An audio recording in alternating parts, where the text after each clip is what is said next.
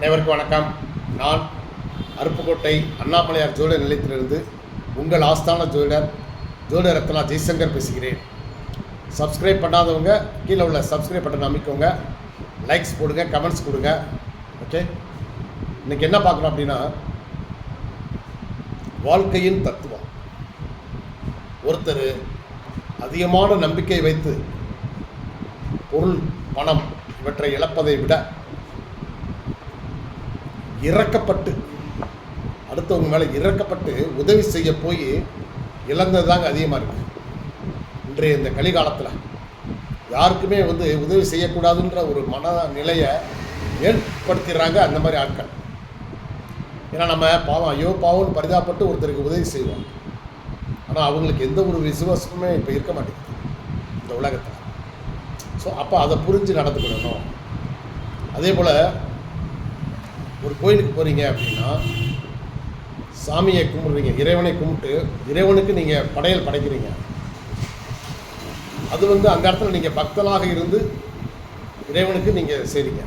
ஆனால் அதே நீங்கள் இறைவனுக்கு படைக்கப்பட்ட உங்களால் படைக்கப்பட்ட அந்த உணவு பொருட்களை இறைவனுக்கும் படைத்து வழிபட்டு விட்டு நீங்கள் அதை கொண்டு ஒரு ஏழ்மையான நிலைமையில் இருக்கிறவங்களுக்கு, அல்லது கோயில் வாசலில் இருக்கக்கூடிய அந்த ஏழ்மை நிலையில் இருக்கிறவங்களுக்கு நீங்கள் அந்த உணவை தானமாக கொடுத்தீங்கன்னா நீங்கள் தான் அந்த இடத்துல இறைவனாக மதிக்கப்படுறீங்க.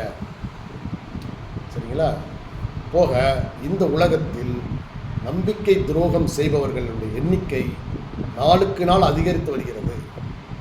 அதனால் யார்கிட்ட பழகினாலும் அவங்ககிட்ட கொஞ்சம் எச்சரிக்கையாகவே பழகு. ஒரு டிஸ்டன்ஸ் மெயின்டைன் பண்ணி, யாராக இருந்தாலும் சரி, ஆணாக இருந்தாலும் சரி, பெண்ணாக இருந்தாலும் சரி, கொஞ்சம் டிஸ்டன்ஸ் தேவை. சரிங்களா?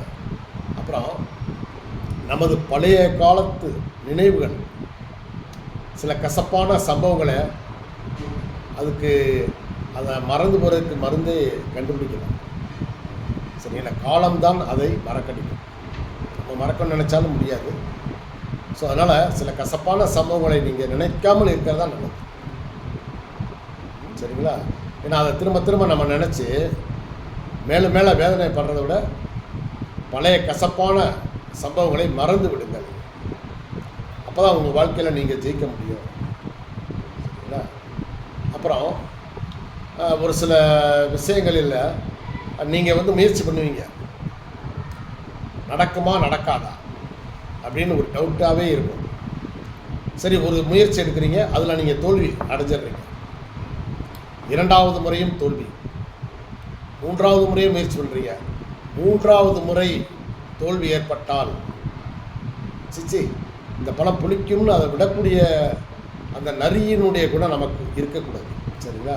மூணாவது முறை நீங்கள் அந்த விஷயத்தில் தோற்றுட்டீங்க அப்படின்னா அதை ஒரு சவாலாக எடுத்துக்கிட்டு நீங்கள் வாழ்க்கையில் அந்த சவாலை எதிர்நோக்கி வரக்கூடிய முழுமையாக இறங்கி பணி செஞ்சீங்கன்னு வச்சுக்கோங்களேன், அதில் வெற்றி மேலே வெற்றி உங்களுக்கு கிடைக்கும். அதனால் வாழ்க்கையில் வெற்றி பெறணும் அப்படின்னா நீங்கள் எப்பயுமே எதையுமே முயற்சி பண்ணுங்கள். அதில் வெற்றி கிடைத்தால் வெற்றி. சரி, இரண்டாவது முறையே வெற்றி கிடைச்சா பரவாயில்ல. மூணாவது முறையை முயற்சி பண்ணி தோல்வி அடைஞ்சிட்டிங்க அப்படின்னா அந்த விஷயத்தை விட்டுறாதீங்க. அது உங்களுக்கு மிகப்பெரிய ஒரு வருமானத்தை கொடுக்கக்கூடிய செயலாக இருக்கும். அதை சவாலாக நினச்சி நீங்கள்